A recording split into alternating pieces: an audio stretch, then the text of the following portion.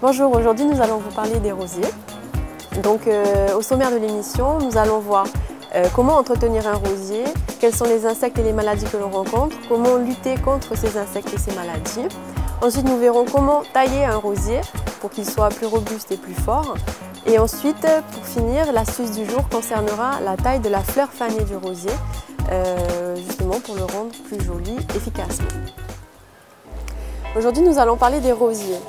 Alors il faut savoir que le rosier est originaire des régions où il y a un hiver. Donc ils ont besoin d'une saison fraîche pour être au mieux de leur forme. Alors à Tahiti, il n'est pas évident donc, de les entretenir. Ils nécessitent beaucoup d'entretien. C'est-à-dire qu'il y a beaucoup de maladies, beaucoup d'insectes. Donc il faut leur apporter un entretien régulier pour éviter que toutes ces maladies et ces insectes n'apparaissent. Alors le rosier, donc on a là par exemple, voilà, donc il a une très belle fleur. Donc il donne quand même des fleurs, mais en fait ils n'ont pas de période de repos. Donc c'est pour ça qu'il faut les entretenir, leur apporter de l'engrais assez régulièrement. Alors je vais vous montrer ce qu'on rencontre essentiellement comme problème sur les rosiers. Donc là on a sur ce rosier un cas de figure, ce sont des acariens. Donc les feuilles sont recroquevillées. C'est assez fréquent sur les rosiers. Hop, on voit bien, les feuilles ne sont pas uniformes en fait. Alors sur celui-là, on a plusieurs choses. Hein. On a aussi des scarabées donc, qui se trouvent là. Donc ils font des trous, ils perforent la feuille du milieu. Et ils adorent ça, ils adorent le rosier en fait. Donc sur celui-là, voilà, on a fait le tour. Après je vais vous parler des moyens de lutte. Sur celui-là, une chose aussi très fréquente sur les rosiers, ce sont les taches noires. Donc les taches noires, on les voit très bien là. Donc là, la feuille est déjà bien abîmée. Voilà, elle s'enlève toute seule d'ailleurs. Ça, c'est une maladie. Donc ça se propage par l'humidité et la chaleur. Hein. Voilà. Donc bon, il a aussi de l'acarien. Ce sont en général les maladies qu'on rencontre le plus fréquemment sur les rosiers. On peut aussi rencontrer des pucerons, c'est assez fréquent. On a aussi l'oïdium, c'est une autre maladie. Et voilà, donc je vais vous montrer comment lutter contre ces maladies. Alors là, on va le faire sur celui-là, puisqu'on a un petit mix de tout. On va mettre celui-là de côté. Donc là, on a dit, on a taches noires et acariens. Donc pour les acariens, j'ai un produit, voilà, à base de bifenthrin. Donc c'est à pulvériser sur le rosier. Alors les doses, c'est de 20 ml par litre d'eau. Donc en général, il y a un petit doseur qui est fourni avec, c'est assez sympa. Donc voilà, on va faire le traitement. Hop, je vais vous montrer. Alors mettez des gants pour éviter de rentrer en contact avec le produit, c'est dangereux. Voilà, pulvérisateur, voilà le doseur. Alors 20 ml, c'est là. Tchou.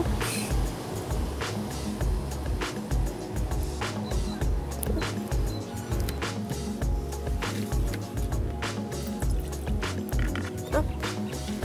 Donc pour 1 litre d'eau, mon pulvérisateur il fait 1 litre, donc c'est bon. Alors moi ce que je vais faire, comme j'ai une maladie et un insecte en même temps, je vais faire un seul traitement pour les deux. On peut très bien mélanger un insecticide et un fongicide, c'est pas dangereux et ça évite de traiter 2 fois d'affilée, c'est un gain de temps. Donc là je prends mon fongicide, donc c'est les mêmes doses. Voilà, 20 ml pour 10 litres aussi. Donc le fongicide il est à base de miclobutanil. Alors il faut savoir que le miclobutanil c'est un des seuls fongicides qui est très efficace sur les rosiers. Donc, si j'arrive à l'ouvrir, voilà. Hop, alors 20 ml, c'est la même couleur. Voilà. Par contre, on ne mélange pas les engrais et les insecticides fongicides. Les engrais, c'est bien à part. Hop, ça.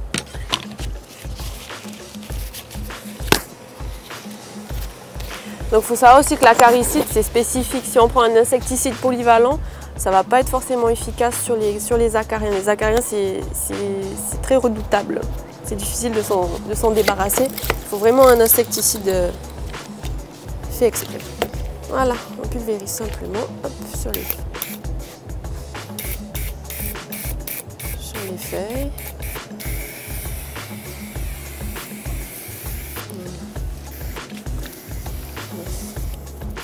Voilà, et le traitement est à répéter comme d'habitude une fois par semaine pendant 1 mois. Donc si vos plantes sont atteintes, c'est ce traitement. Si c'est un entretien, 1 fois par mois, ça suffit largement. Voir si vous pouvez également utiliser des insecticides bio si la plante n'est pas atteinte. Après, c'est difficile de s'en débarrasser avec les insecticides bio. Voilà pour ça. Ensuite, il faut lui apporter un petit peu d'engrais. Alors l'engrais, moi j'ai pris un truc assez simple, c'est de l'osmocote spécial rosier. Donc sa formulation est étudiée pour les rosiers. Donc on va l'ouvrir, je sais pas comment ça s'ouvre. Ah, il y a un doseur à l'intérieur.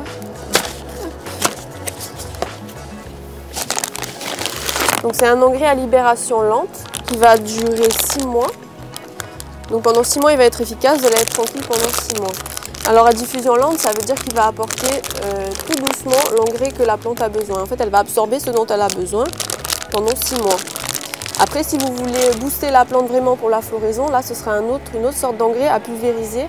Ça s'appelle un engrais rapide en fait qui va booster la fleur. Hop. Alors on prend quelques granules, comme ça. On va en prendre beaucoup. Et on en met un petit peu autour. Voilà. Et ça suffit. Voilà pour ce qui est de l'entretien. Ensuite, il faut savoir que le rosier a besoin d'être taillé pour pouvoir faire des feuilles, pour pouvoir être bien touffu et en forme. Il faut le tailler donc assez régulièrement. Donc ce qu'on préconise, il ne faut pas avoir peur de tailler. Des fois, c'est vrai qu'on a un petit peu peur de trop tailler, mais il ne faut pas avoir peur. Donc on part normalement de la base et on doit compter 3 yeux. Les yeux, en fait, ce sont les nœuds. Alors, je vais essayer de montrer comme ça. Ce sont les nœuds qu'on voit. Donc, en général, d'où partent des tiges. Donc là, 3, ça va nous faire 1, 2, 3. Donc, je vais tailler juste au-dessus. Il ne faut pas avoir peur. Hein. Donc, moi, je vais tailler là. Hop. Après, on va faire partout pareil. Alors, 1, 2, et là, le 3e, il est là. Donc, on va tailler là. Ensuite, là, 1, 2 et 3, on va tailler là. Là, on a quoi? 1, 2, 3. Voilà, bon, celui-là. Alors, ce qu'il ne faut pas oublier de faire, après la taille, c'est de cicatriser, donc avec du goudron. Donc moi j'ai pris un goudron en spray, c'est facile d'utilisation. Après il existe des goudrons à badigeonner, qui sont peut-être plus économiques. Hein.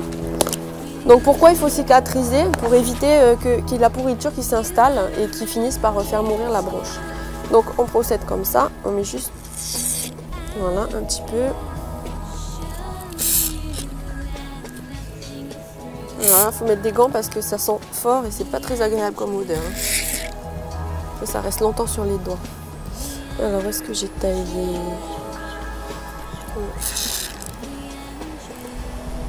Voilà. Voilà. Après, un petit arrosage. Après la taille, l'idéal c'est de le laisser un petit peu à l'ombre pendant peut-être 1 semaine, le temps qu'il reprenne un peu ses forces, et après vous pouvez le remettre au soleil. Par contre, s'il s'agit d'un rosier qui est déjà en terre, c'est pas grave, laissez-le tel quel, c'est pas un souci. Voilà pour ce qui est du rosier. J'espère que ça va vous servir et que vos rosiers vont être en pleine forme.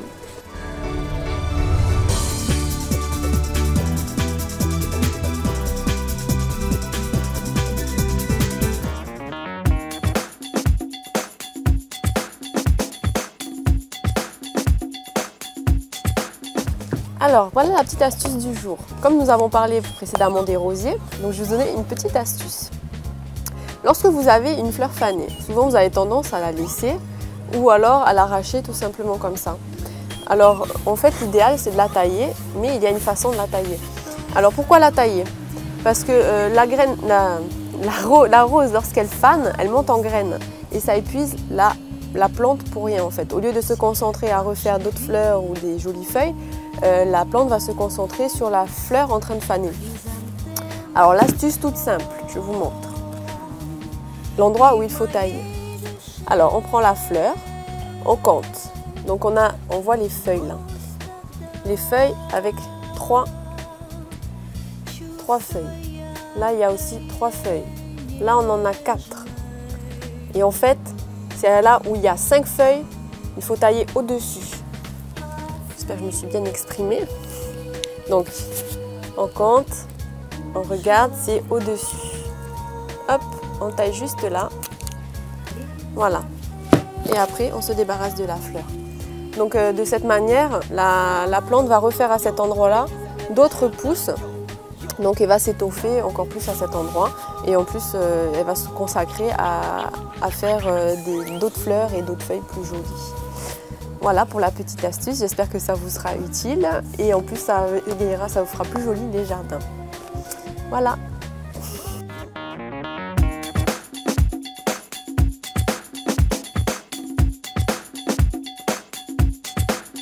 Bon, j'espère que cette émission vous a plu, que vous allez bien tenir compte de tous ces conseils. En attendant, prenez bien soin de vos plantes. À bientôt, Nana.